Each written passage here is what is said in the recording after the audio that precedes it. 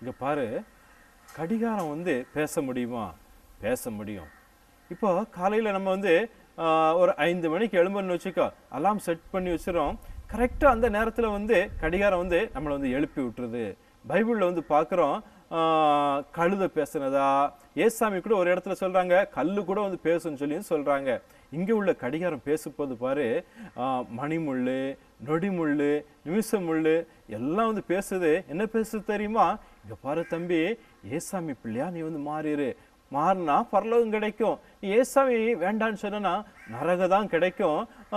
ஏசாமி ரொம்ப சீக்கிரத்துல வந்து வரப்போறாங்க. அதுக்குள்ள நீ நல்ல பிள்ளையா வந்து மாறின்னு சொல்லி இந்த கடிகாரம் பேசுது.